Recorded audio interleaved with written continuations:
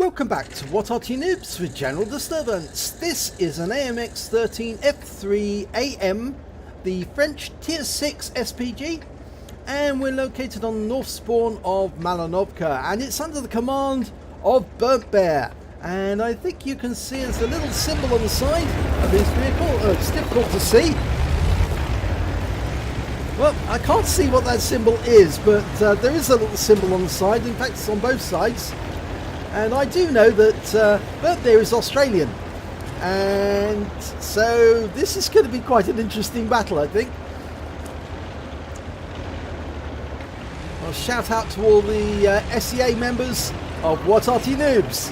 And Burntbear's in his firing position, and he's looking for targets. And the first one's found is a Striv 74, and he's making his way up the dip, and he fired a clutch round in there, and it looks like it hit the wall just ahead of the Striv. He's going for the dip. This little dip here is absolutely fatal because it is actually quite good spotting position. But the E25's going in there to try and kill the Striv, and he takes him out. He rams him first, then he kills him. This is an encounter battle, by the way, so that's why everyone started closer together than usual. And he's going for a T-34 up on the hill. He's using that rock for cover. Round out. Oh, it hits the rock face. He didn't have a tight reticule before he fired. There's a lot of enemy actually having a face-to-face confrontation up on the hill. He is going for the medium because the medium's got lower armor than the other tanks, the heavies up there. So he will actually do more damage to medium tanks than he will to heavy tanks. He's got thicker armor. Okay. Straight away. Well, he stuns both of them. I guess the shot goes long. And the enemy Arty has been spotted. It's a GW Panther. And he's been spotted in the south. And we're going after him straight away. He's taking fire. Now, we've got a fairly long reload. 27.5 seconds. The GW knows he's been spotted. And because we're at the edge of our reticule, as we adjusted there, we got a bloom in the reticule. He's loaded. Working out where he's going to go, and the shell goes in, but the GW's already been taken out. Now we've got a P43 Biz there, but he just took out our F5916, and he's going for cover behind that rock. Now he is a splash kill. If we can put the round beside that rock, we should be able to kill him off with just the splash alone. Loading's still going on. Scores are 7-5 in our favour. Round out. Yes, we killed him. Excellent shot there by Burntbear. It was an easy one because he was very low health, but it was the right move to make it because you take out that threat on the south side, and now we've got 3 tanks streaming through that area, but we've lost the hill. So we're going to go for the Panzer IV-H, which is located next to that bush. We've lost sight of what's up on the hill, but he fires the round in. And we don't know if that any damage was done because they were unsighted at the time. Now, looks to me like Burntbear's going to adjust his position. The enemy may be coming down the hill. The scores are even now, 8 apiece. And it would be a good idea for all the Arty to move south. The Lorraine 15550 especially. He's got the speed, he can get out of there. But he does appear to be sitting still, and he's the next one in line to receive the enemy when they're spotted. Now the Fifi, the Le FH-18B2, he can't move that quickly. But Burntbear, in his AMX 13F3, can move fairly quickly. These air transportable Artys were very quick, very light, designed so that they could actually be transported anywhere in the world. Because of course, as you know, France does have a lot of relations with colonies or former colonies of the French Empire, so to speak. Okay, dialing in on the KV-1S. Working out where he's going to be. Dialing in on that position. And round out. Looks perfect shot to me. And it hits the target. Direct hit. There was no explosion. And yes, we picked up some stun assists there because we did stun the target at the same time. And when it received the shell from the Lorraine, that did some more damage. Right, we've got AT-15. We're dialing in as we reload, working out where he's going to go, adjusting his position. That looked to be a direct hit that hit it there. The T-34 is going to spot him. Round out. And we splashed him for 231. And I think if the E25 can get behind that AT-15, he's dead meat. And we've got a pair of T-34s fighting it out there. The E25 sees to the AT-15. Will he be able to get the T-34 as well? Well, he's got a lot more health than our E25, but the E25 goes in for the RAM. Oh! That was his own kill. That was a blue on blue. We accidentally killed our own, but oh, look at that. Burntbear takes out the T-34 with a splash hit. The T-34 drove in the wrong direction. He rode right into the shell, walked right into it, and took the full force and was taken out. Now, the scores, well, they're even, but there's 3 Arty on our side and 1 medium. And there's a heavy, a medium, and 2 Arty on the enemy side. Now, we know the heavy is the KV-1S that Burntbear hit earlier. The medium is a Panzer IV-H. And he was last seen up on top of the hill. Now, the 2 Arty, one of them's a Bishop, which is short range. The other's an M44, which, as you know, can fire over the entire battlefield. And we don't know how good the player is. I think he is... Oh, he's medium good. He's a yellow rated with a 50% win rate. These mods actually, Aslains mods, are actually very helpful to give you information on to help you win the game. They don't actually provide any support. You still have to use your skill, but knowing what the enemy is and knowing what you're up against does actually help you make decisions as to where you should go and what you should do and what you should aim at, for that matter. Now, Burntbear's going to go round the rock rather than over the top there, because that would make him fairly obvious. By going around the corner here, he's got the Rex to protect him. He's firing up over the Rex, so he's in basically a hold down position for an Arty. Because, of course, in these positions, you can literally fire over the top of the wreck at the enemy, and the enemy can't see you. And I've actually used rocks to do that. You know, I've actually gone behind a rock, known that a heavy tank was on the other side, short distance away, and then fired at the enemy, and the enemy can't return fire because they can't see you. And the Panzer IV-H has been seen, and he is coming up on the Arty, so we need to get shots into him. And he was probably spotted because of the long view range of the Fifi, the 105 LUT-FH.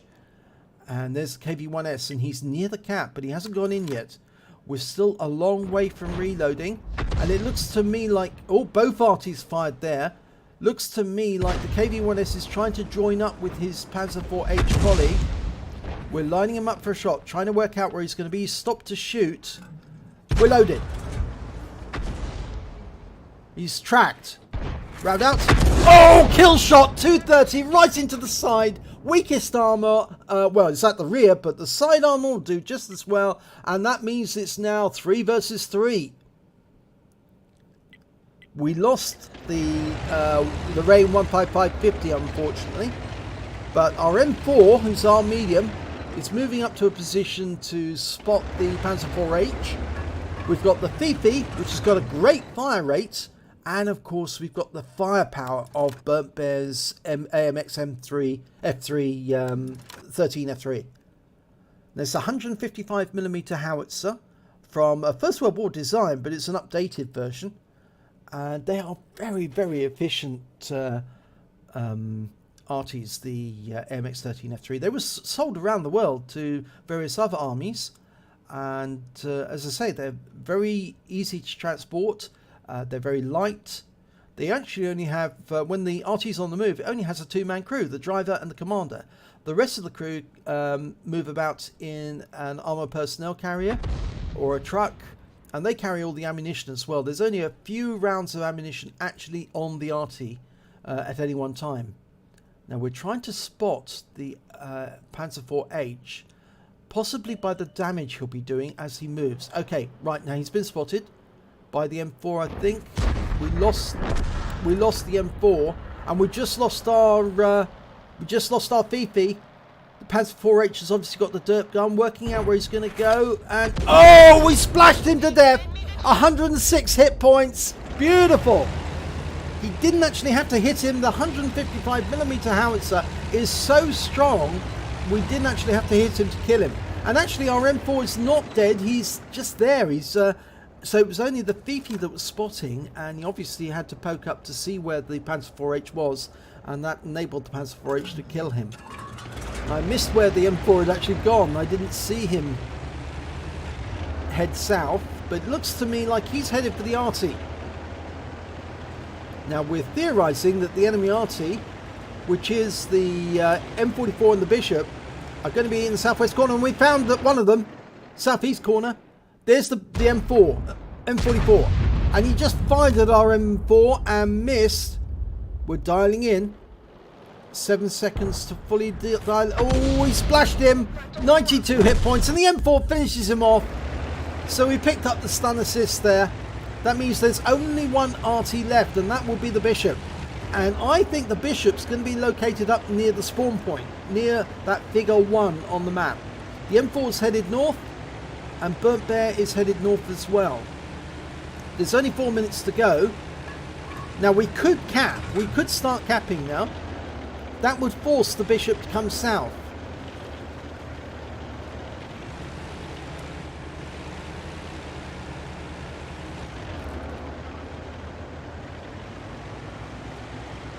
Now closing the range means it's more likely that he'll get an accurate shot which will finish off the Bishop. He's reloaded and ready to go. All he needs to do is find a good firing position.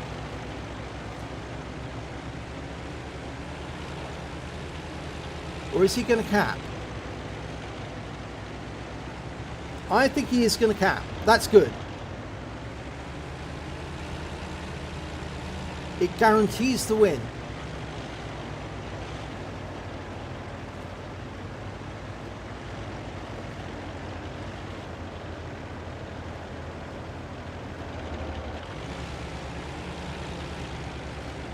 If the M44 can harass the Bishop cannot get down to finish off or attack the AMX once he's in the cap. And Burntbear's now in the cap, picking up cap points. Now, normally I would say don't or seek Arty cover. Now there's the Bishop. Oh my God, he's close. He is very close. He is close enough to shoot.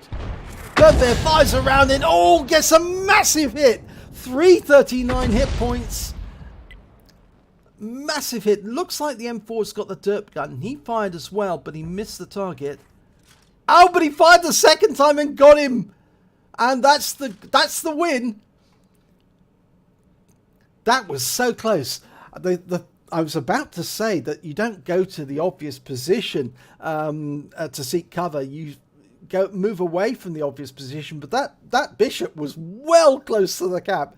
And look at the end of battle results. It's a first class tanker for Burntbear. He also picked up a bruiser medal for getting at least 5 critical hits. He got 13 in that one. 4 critical hits alone on the KV-1S when he hit him in the side. He actually got 2 hits on that KV-1S. If you remember, that's the tank that he actually hit with the blind shot, who was backing away, and he got it right on target. With the second shot, he actually got it right into the side of the KV-1S, and that probably did most of the critical hits. So he also picked up a fighter badge because he managed to get 4 kills, and unfortunately he didn't get any more kills. So if he'd taken out the Bishop, that would have been nice, but he wasn't going to get a top gun because there wasn't enough enemies left to kill. So let's have a look at the team score. Well, he came top on damage on his side, 1,390 hit points. In fact, that's the highest damage on both teams, but it's not enough to get a high caliber, which is more the pity. But the rules are that you have to get at least 20% of the enemy hit points, and probably didn't get 20% on this occasion. But it's still a sizable score, 1,390. He also did get the highest number of kills on both teams, 4 kills, and he got the highest base XP, 971, which is higher than the AT-15, which is 477. Of course, the heavy tank number 6 and the Sherman trailed behind Burntbear. He fired 14 rounds during that battle and got 3 direct hits, 3 penetrations, 7 splash, damage of 1,390 hit points, of which 1,051 were up more than 300 meters. Obviously, the one that was closer was the KV-1S, who was quite close when he took him out, as well as the Bishop, who was just across the water. He did spot 1 enemy vehicle. I think that was the Bishop he actually spotted. He damaged 8 of the enemy. He killed 4 of them. That's more than half of the enemy team he damaged. He also did damage assistance, or stun assistance I should say, of 678 hit points off 6 stuns.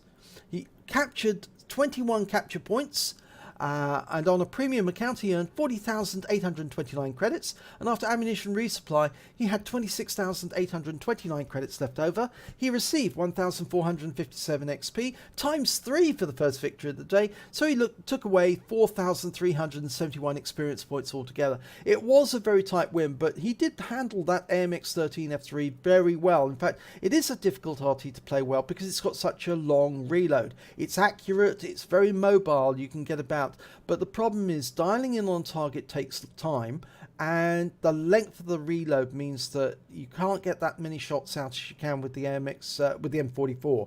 So it can be a bit of a problem to handle. A lot of people do struggle with the AMX 13F3, just as they struggle with the AMX 13AM before it and the AMX 105. So well done, Burntbear. A very narrow victory, but it was a victory nonetheless, so congratulations.